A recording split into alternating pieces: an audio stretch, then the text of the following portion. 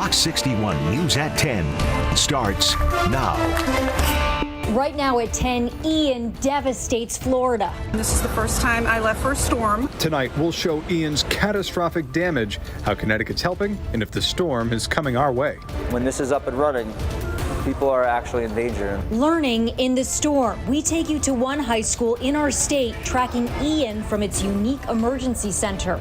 You started to see these distortions. Sandy Hook families testify about conspiracy theorist Alex Jones's lies and how his followers harassed them. But we do begin tonight tracking Hurricane Ian as the devastating storm makes its way across the state of Florida. Here's a look at the latest information about Ian tonight from our Weather Watch Center. It's still a major hurricane. About 7 hours after officially making landfall in Florida, it has maximum winds of 100 miles an hour, and the eye is about 95 miles south of the city of Orlando. Good evening, I'm Ben Goldman. And I'm Jen Bernstein. Thanks so much for joining us at 10. Ian's strongest winds peaked at 155 miles per hour, making it essentially the strongest possible Category 4 hurricane. The National Hurricane Center says Hurricane Ian made landfall a little after 3 this afternoon near Cayo Costa, which is an island just off the coast of Fort Myers. Here's video of the eye wall crossing a bridge in the Placida community just a couple of miles from the official landfall location. The images coming out of the hurricane just take your breath away. This video showing a mobile home getting swept away in the storm surge in Fort Myers. Tonight, hurricane warnings are in effect for parts of both of Florida's coasts, while Georgia and the Carolinas prepare for Ian to hit them next. We have live team coverage of Hurricane Ian tonight and how our state is looking to help out. Fox 61's Brent Hardin's in the newsroom to show us the destruction Ian's caused so far. Our Alicia Machado's in Farmington tonight to tell us about relief efforts in our state tonight. But we begin with Chief Meteorologist Rachel Frank to tell us where Hurricane Ian is hitting right now and where it will go next. Rachel? Hurricane Ian continues to weaken, but the trouble is still far from over. Still seeing an onshore flow, so areas like Naples are still inundated with as much water as ever. In areas like Fort Myers, that water is slowly starting to move out, but not fast enough. And one of the reasons why the coastal inundation was just so bad with this storm was, first of all, how big it is and how strong it is with a persistent onshore wind, and the fact that it's been moving so slowly. I mean, it made landfall here. It hasn't moved very much over the course of the last 7 hours or so. The storm is looking really lopsided in presentation, meaning that you're not seeing symmetrical heavy rain around the center of the storm, which is right near Sebring, Florida. We're seeing the heaviest rain to the northwest side, and on the south side, it's still windy, and there's a chance for some tornadoes in the outer rain bands, but it's not nearly as wet, and this is really common. As the storm continues to push to the northeast through the evening tonight, and I mean, it is happening real slowly at 8 miles per hour. That's about it. That heavy rain will continue and the wind speed will slowly diminish.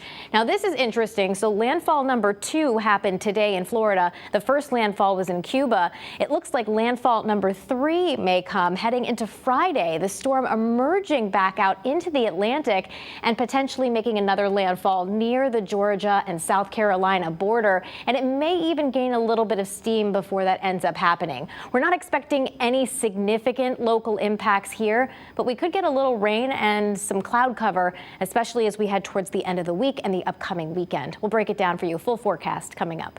All right, thank you, Rachel. And we are getting a closer look tonight at just how much destruction Hurricane Ian has caused in southwest Florida. More than 1 million people are without power as the storm continues to cross the state. Fox 61's Brent Hardin joins us live in our newsroom tonight to tell us about the latest damage reports. Brent. Yeah, Jen, you mentioned the storm's wind speed just a little earlier. When Ian made landfall this afternoon, it was tied for the 5th strongest hurricane by wind speed to ever hit the U.S. The work is only just beginning for first responders as dangerous conditions are expected well into tomorrow. One coastal sheriff's office near Fort Myers says it's already receiving calls from people trapped in homes. About 2.5 million were advised to evacuate, but according to state law, that order wasn't mandatory.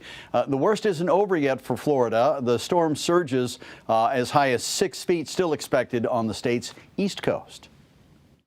So this is a devastating storm for parts of Florida, not just on the southwest coast, but also inland associated with some of these impacts. This is going to be a storm we talk about for many years to come. It's a historic event. So we talked about this as well. The hurricane made landfall about 100 miles south of Tampa Bay, where a hurricane has not made a direct hit since 1921. However, the low-lying city is still seeing tremendous rain and flooding from Ian. And before hitting the Tampa area, Ian created an interesting phenomenon this morning called a reverse storm surge. That's when water along the shoreline drastically recedes, and Tampa Bay looked very empty this morning. Of course, that water came rushing back as about 6 feet of storm surge. And that storm surge was even worse down where Ian made landfall. This is a look at the city of Naples, where a building was surrounded by several feet of water. Florida's governor has requested a major disaster declaration for every single county in the state. President Joe Biden says the White House is ready to help the Sunshine State clean up and rebuild. Danger is real, and when the storm passes, the federal government's going to be there to help you recover. We'll be there to help you clean up and rebuild, to help you get Florida get moving again. Now, the president also warned oil and gas companies against price gouging because of the hurricane. And the governors of Georgia, both Carolinas, and Virginia have also declared states of emergency as those states wait for Ian to hit them next.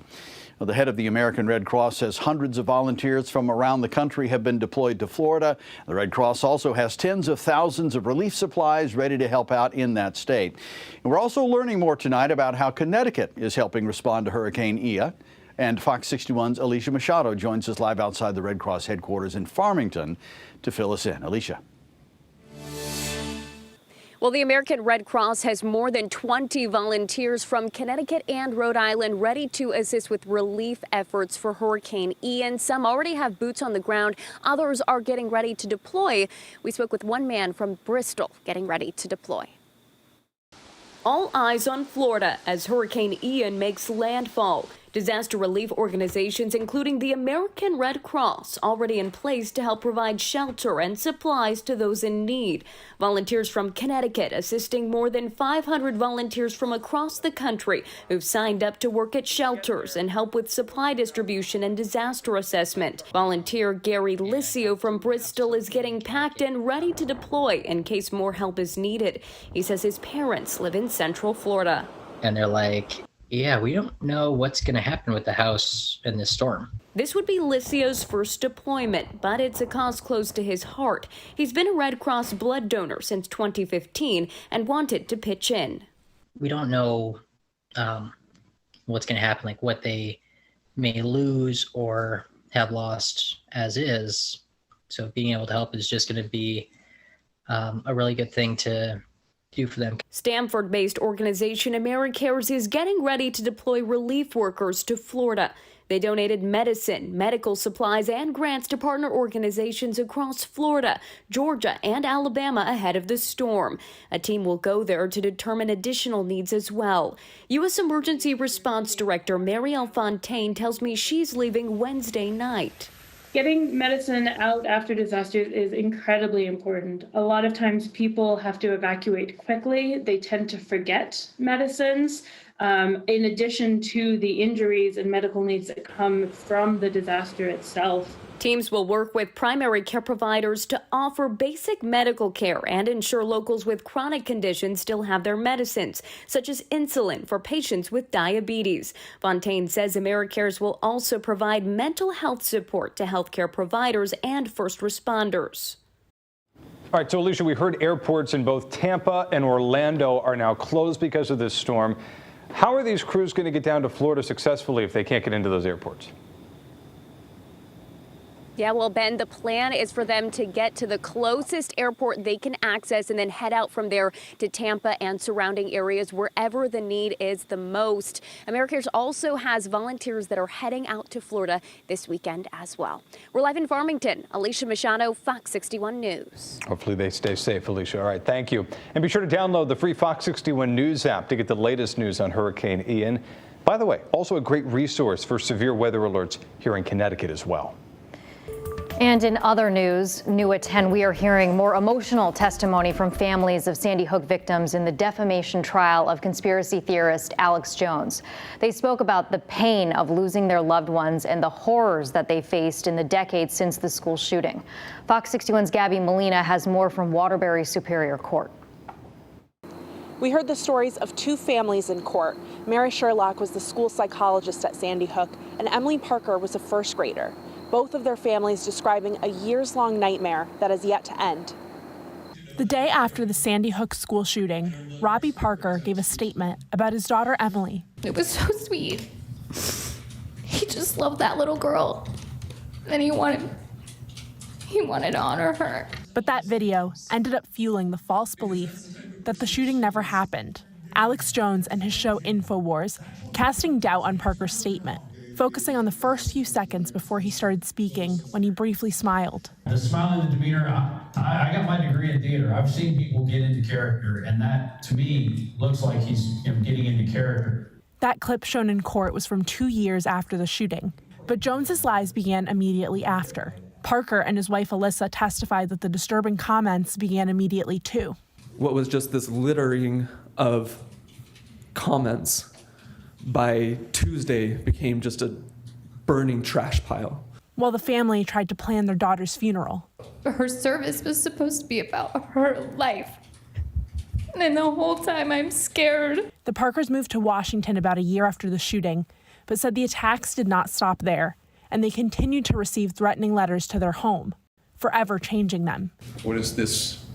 These lies done to him as his wife. It's stolen so much of him. In addition to hearing from the Parkers, Wednesday's testimony also included Bill Sherlock, whose wife Mary was the school psychologist and one of the first to be killed confronting the gunman. He also detailed the years of dealing with the lies while simultaneously grieving. Try to make it to lunch. Try to make it to dinner. Try to make it the next hour. Because that forever thing, totally incomprehensible. Thursday is expected to be a shorter day in court. The jury will be dismissed around 1 o'clock in the afternoon. Then the trial will continue next Tuesday. Alex Jones is also expected to testify next week. In Waterbury, Gabby Molina, Fox 61 News.